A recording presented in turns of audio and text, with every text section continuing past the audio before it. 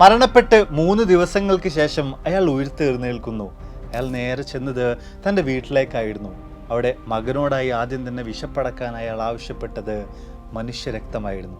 അതെ, അതിനോടകം തന്നെ അയാൾ ഒരു രക്തരക്ഷസായി മാറിക്കഴിഞ്ഞിരുന്നു. ഞാൻ നിങ്ങളെ സ്വാഗതം ചെയ്യുന്നത് ഒരു കാലത്ത് സെർബിയൻ ഗ്രാമങ്ങളെ ഭീതിയിലാക്കിയിരുന്ന ഓസ്ട്രിയൻ ഗവൺമെൻറ് പോലും ഔദ്യോഗികമായി ഡോക്യുമെൻ്റ് ചെയ്ത പീറ്റർ എന്ന രക്തരക്ഷസിൻ്റെ കഥയിലേക്കാണ്. Welcome back to F4 ഫ്ലൂഹിയ.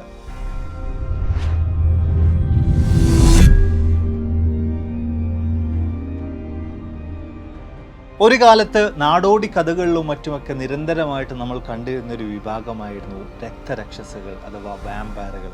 നമ്മൾ മുമ്പും വാമ്പയറുകളെ കുറിച്ചൊക്കെ വിശദമായിട്ട് പലപ്പോഴായിട്ട് പല വീഡിയോകളായിട്ട് സംസാരിച്ചിട്ടുണ്ട്.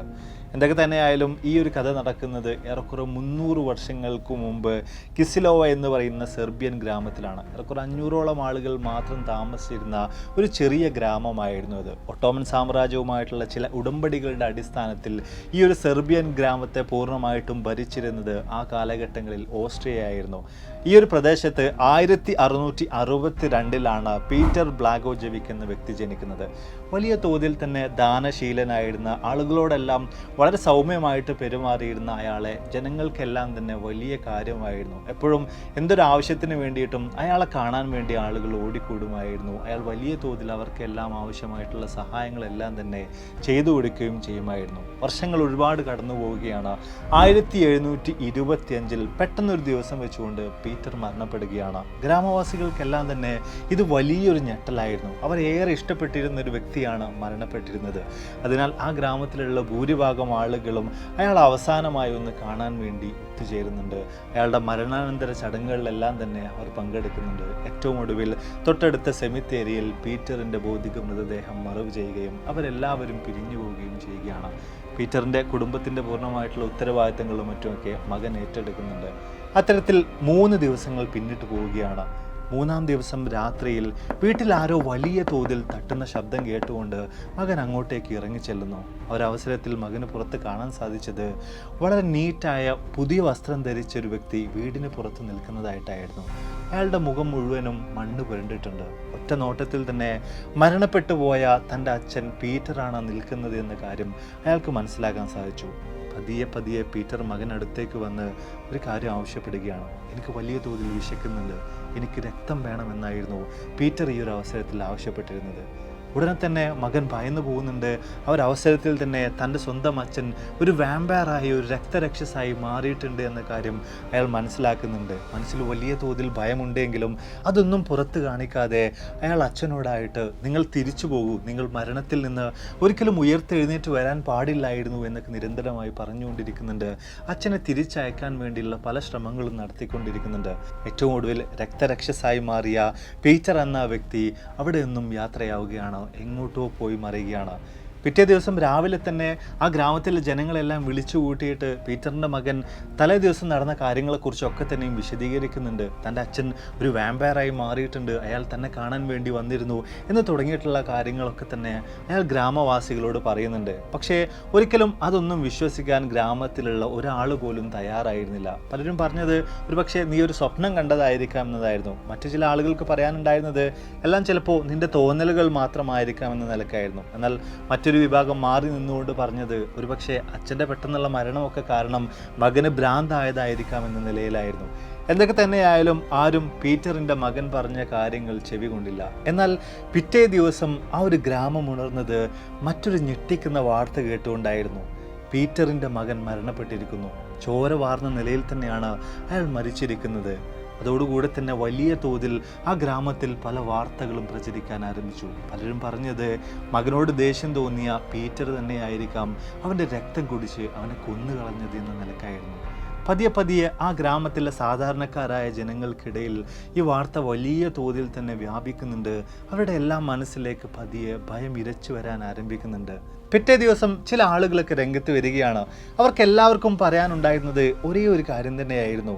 ഇന്നലെ രാത്രിയിൽ സ്വപ്നത്തിൽ ഞാൻ പീറ്ററിനെ കണ്ടിരുന്നു, അയാൾ ഒരു രക്തരക്ഷസായി മാറിയിട്ടുണ്ട് എന്നാണ് എല്ലാവരും ഒരേ സ്വരത്തിൽ പറഞ്ഞത്. മാത്രവുമല്ല പിന്നീടുള്ള ഓരോ ദിവസങ്ങൾ പിന്നിടുമ്പോഴും പീറ്ററിനെ സ്വപ്നം കണ്ട, പീറ്റർ എന്ന രക്തരക്ഷസിനെ സ്വപ്നം കണ്ട ആളുകളുടെ എണ്ണം കൂടിക്കൂടി വരാൻ ആരംഭിക്കുകയാണ്. അതോടൊപ്പം തന്നെ ഓരോ ദിവസവും ആ ഗ്രാമത്തിൽ നിന്ന് ഓരോ ആളുകൾ വീതം മരണപ്പെടാൻ ആരംഭിക്കുകയാണ്. ചോര വാർന്ന നിലയിൽ, മരണപ്പെട്ട നിലയിൽ ഓരോരുത്തരെയായി ഓരോ ദിവസം കാണപ്പെടാൻ ആരംഭിക്കുകയാണ്. ഇതിനിടയിൽ തന്നെ പീറ്ററിൻ്റെ ഭാര്യയെ കാണാൻ വേണ്ടി പീറ്റർ എന്ന രക്തരക്ഷസ് വന്നിട്ടുണ്ടായിരുന്നുവെന്നും ഭാര്യയോട് തൻ്റെ ഷൂ ആവശ്യപ്പെട്ടു എന്ന് തുടങ്ങിയിട്ടുള്ള കാര്യങ്ങളൊക്കെ തന്നെയും വലിയ തോതിൽ ആ ഗ്രാമത്തിൽ പ്രചരിക്കാൻ ആരംഭിക്കുന്നുണ്ട്. എന്തൊക്കെ തന്നെയായാലും ജനങ്ങളെല്ലാം ഒരുപോലെ പരിഭ്രാന്തരായി മാറുന്ന കാഴ്ചയായിരുന്നു പിന്നീട് ആ ഗ്രാമത്തിൽ കാണാൻ സാധിച്ചത്.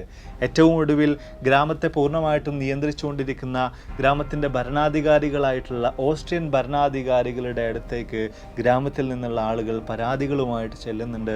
ഇങ്ങനൊരു പ്രശ്നം നടക്കുന്നുണ്ട്, അതിന് എത്രയും പെട്ടെന്ന് തന്നെ ഒരു സൊല്യൂഷൻ കണ്ടെത്തണം, ഒരു പോംവഴി കണ്ടെത്തണം, അല്ല എങ്കിൽ ഈ ഗ്രാമത്തിലുള്ള 500ഓളം വരുന്ന ആളുകളെ മുഴുവനും പീറ്റർ എന്ന രക്തരക്ഷസ് കൊന്നൊടുക്കുമെന്ന പരാതിയുമായിട്ടാണ് അവർ ഓസ്ട്രിയൻ ഭരണാധികാരികളെ ചെന്ന് കണ്ടിരുന്നത്. ഏറ്റവും ഒടുവിൽ പീറ്റർ എന്ന ആ രക്തരക്ഷസിനെ പിടിച്ചു കിട്ടാൻ വേണ്ടി, അതിനെ എന്നേക്കുമായി ഇല്ലാതാക്കുന്നതിന് വേണ്ടി ഏതാനും ഉദ്യോഗസ്ഥരെ ഓസ്ട്രിയൻ ഭരണാധികാരികൾ ഈ ഒരു സെർബിയൻ ഗ്രാമത്തിലേക്ക് അയക്കുന്നുണ്ട്. മാത്രമല്ല ആദ്യം തന്നെ ആളുകൾ ആ ഗ്രാമത്തിലേക്ക് ചെന്ന അവസരത്തിൽ ഗ്രാമവാസികൾക്കെല്ലാം ഒരുപോലെ പറയാനുണ്ടായിരുന്നത് പീറ്ററിൻ്റെ കല്ലറ തുറന്ന് പരിശോധിച്ചു നോക്കണം. വാമ്പയറുകൾക്കുണ്ടാകുന്ന അതേ അടയാളങ്ങൾ അയാളുടെ മൃതദേഹത്തിൽ കാണുകയാണെങ്കിൽ ഉറപ്പിക്കാം ഈ മരണങ്ങൾക്കെല്ലാം പുറകിൽ പീറ്റർ എന്ന രക്തരക്ഷസ് തന്നെയാണ്, അയാൾ തന്നെയാണ് എല്ലാം ചെയ്തു കൂട്ടുന്നത്. ഏറ്റവും ഒടുവിൽ ഗ്രാമവാസികൾ പറഞ്ഞതനുസരിച്ച് ഓസ്ട്രിയൻ ഉദ്യോഗസ്ഥർ തൊട്ടടുത്ത സമീപത്തുള്ള ഒരു പ്രീസ്റ്റിനെ, ഒരു പള്ളിയിലച്ഛനെയും കൂട്ടിയിട്ട് ഈ സെമിത്തേരിയയിലേക്ക് പോകുന്നുണ്ട്. പതിയെ പീറ്ററിൻ്റെ കല്ലറ തുറന്ന് പരിശോധിച്ച് നോക്കുന്നുണ്ട്. ആ ഒരു അവസരത്തിൽ അക്ഷരാർത്ഥത്തിൽ അവിടെ കൂടി നിന്നവരെല്ലാം ഒരുപോലെ ഞെട്ടിപ്പോവുകയാണ്. പീറ്റർ മരണപ്പെട്ട് 5-6 ആഴ്ചകൾ പിന്നിട്ട് കഴിഞ്ഞിരുന്നുവെങ്കിൽ പോലും അയാളുടെ മൃതദേഹത്തിന് യാതൊരു വിധത്തിലുള്ള പ്രശ്നങ്ങളും സംഭവിച്ചിരുന്നില്ല. മാത്രവുമല്ല ഉറങ്ങിക്കെടുക്കുന്ന അതേ ഒരു അവസ്ഥയിലാണ് അയാളുടെ മൃതദേഹത്തെ അവിടെ കൂടി നിന്ന ആളുകൾക്കൊക്കെ തന്നെയും കാണാൻ സാധിച്ചത്. അതിനുമപ്പുറം വാമ്പയറുകളുടെ ശരീരത്തിൽ സംഭവിക്കുന്നത് പോലെ പീറ്ററിൻ്റെ ശരീരത്തിലെ നഖങ്ങളും മുടിയുമെല്ലാം നീണ്ടു വളർന്നിരുന്നു. ഏറ്റവും ഒടുവിൽ നാട്ടുകാരും ആ കൂടി നിന്ന ഉദ്യോഗസ്ഥരും എല്ലാവരും ഒരുപോലെ ഉറപ്പിക്കുകയാണ് പീറ്റർ ഒരു വാമ്പയറായി മാറിയിട്ടുണ്ട്, അയാളൊരു രക്തരക്ഷസായി ആളുകളെ കൊന്നൊടുക്കുകയാണ്. അതിനാൽ എത്രയും പെട്ടെന്ന് അതിനൊരു തീർപ്പ് കൽപ്പിക്കണം, ഈ ഒരു വാമ്പയറിനെ ഇല്ലാതാക്കണം.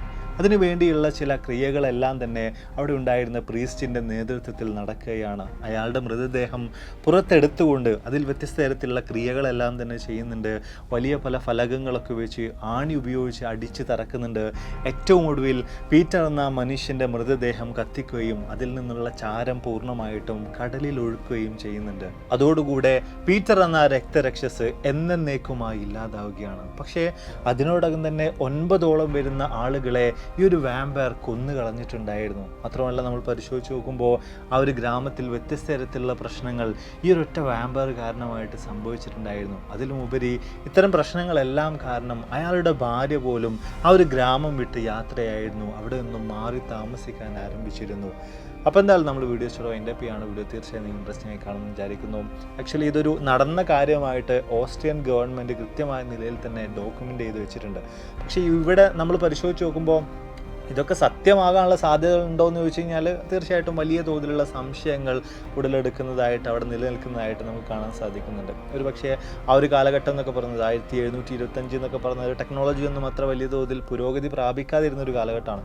അപ്പോൾ ഒരു പക്ഷേ ഈ പീറ്ററിൻ്റെ പേരിൽ മറ്റാരെങ്കിലും നടത്തിയിട്ടുള്ള കൊലപാതകങ്ങളായിരിക്കാം ആ നാട്ടിൽ അരങ്ങേറിയിട്ടുള്ളത്. ഇനി അതല്ല എങ്കിൽ പീറ്റർ എന്ന വ്യക്തി മരണപ്പെടാതെ തന്നെ തൻ്റെ മരണം ക്രിയേറ്റ് ചെയ്തുകൊണ്ട് അയാൾ തന്നെ ആളുകളെ കൊന്നിട്ടുള്ളതാകാനുള്ള സാധ്യതകളുണ്ട്. അങ്ങനെ തുടങ്ങിയിട്ടുള്ള വ്യത്യസ്തമായ സാധ്യതകളും മറ്റുമൊക്കെ ഇവിടെ നമുക്ക് കാണാൻ സാധിക്കുന്നുണ്ട്. വ്യത്യസ്ത പോസിബിലിറ്റീസ് ഇവിടെയും നിലനിൽക്കുന്നുണ്ട്. മാത്രമല്ല നമ്മൾ പരിശോധിച്ച് നോക്കുമ്പോൾ ഏതൊരു ഗ്രാമവും ഒരുപാട് കാലം കടന്നു പോകുമ്പോൾ വലിയ വലിയ നഗരങ്ങളായിട്ട് മാറാറുണ്ട്. പക്ഷേ ഇവിടെ ഈ ഒരു ഗ്രാമത്തിൻ്റെ കാര്യത്തിൽ യാതൊരു വിധത്തിലുള്ള മാറ്റങ്ങളും ഇല്ലാതെ തന്നെയാണ് ഈ ഗ്രാമം തുടർന്നുകൊണ്ടിരിക്കുന്നത് എന്നാണ് പറയപ്പെടുന്നത്. മാത്രമല്ല അവിടെയുള്ള ജനങ്ങളുടെ എണ്ണത്തിലും കൂടുതൽ വലിയ വർധനമുണ്ടായതായിട്ടും നമുക്ക് മനസ്സിലാക്കാൻ സാധിക്കുന്നില്ല എന്നൊക്കെയാണ് റിപ്പോർട്ടുകളുള്ളത്. അതിൻ്റെയൊക്കെ പ്രധാനമായിട്ടുള്ള കാരണമായിട്ട് പലരും വിശദീകരിക്കുന്നത് ഈ പീറ്ററിൻ്റെ ശാപമായിരിക്കാം ഇതിനെല്ലാം കാരണമെന്ന നിലക്കാണ്. എന്നാൽ ഇത്രയും കാര്യങ്ങളെല്ലാം കേട്ടതിന് ശേഷം നിങ്ങൾക്ക് എന്ത് തോന്നുന്നു? സത്യത്തിൽ പീറ്റർ എന്ന രക്തരക്ഷസ് തന്നെയാണോ, മരണപ്പെട്ടതിന് ശേഷം ഒരു വാമ്പയറായ ആ മനുഷ്യൻ തന്നെയാണോ ആ ഗ്രാമത്തിലുള്ള 9 ആളുകളുടെ രക്തം കുടിച്ച് അവരെ എല്ലാവരെയും കൊന്നു തള്ളിയത്? സ്വന്തം മകൻ ഉൾപ്പെടെ 9 ആളുകളുടെ മരണത്തിന് കാരണക്കാരനായത് ആ രക്തരക്ഷസ് തന്നെയാണോ, അല്ലെങ്കിൽ പീറ്റർ തന്നെയാണോ? അതോ മറ്റാരെങ്കിലും അയാളുടെ പേരിൽ നടത്തിയിട്ടുള്ള ചില കൊലപാതകങ്ങൾ മാത്രമാണോ ഇത്? നിങ്ങളുടെ അഭിപ്രായങ്ങൾ എന്ത് തന്നെയായാലും, നിങ്ങളുടെ തോട്ടുകൾ, നിങ്ങളുടെ തോന്നലുകൾ എന്ത് തന്നെയായാലും തീർച്ചയായും താഴ്ന്ന് രേഖപ്പെടുത്താൻ മറക്കരുത്. അപ്പോൾ ഇതിൽ നിന്ന് ഒരുപാട് വീഡിയോസുകളുമായി കണ്ടുവിട്ടാണ് പ്രതീക്ഷയോടെ. ബൈ.